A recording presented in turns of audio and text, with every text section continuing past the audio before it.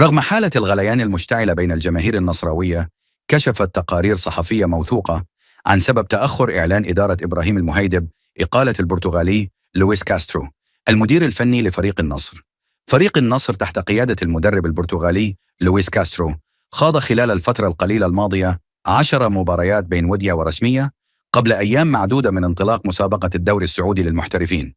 لقاءات النصر أشعلت فتيل أزمة مبكرة قبل انطلاق الموسم، حيث لم ينجح المدرب البرتغالي سوى في تحقيق فوز وحيد من أصل 8 مباريات ودية، خسر 4 وتعادل في 3، علما بأنه فاز على التعاون بنصف نهائي السوبر وخسر اللقب أمام الغريم التقليدي الهلال.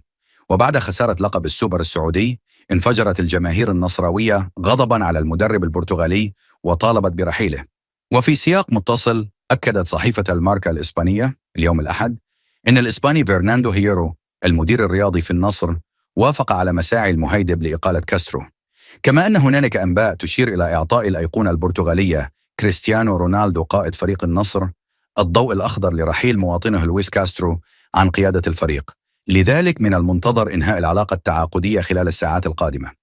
وذكرت الصحيفة الإسبانية أن السبب في عدم إعلان النصر حتى اللحظة إقالة كاسترو يعود لرغبة الإدارة في الاتفاق مع بديله لخلافته قبل رحيله، علما بأن غالبية الأصوات داخل مجلس الإدارة تتجه للتوقيع مع المدرب سيرجيو كونسيساو مدرب بورتو.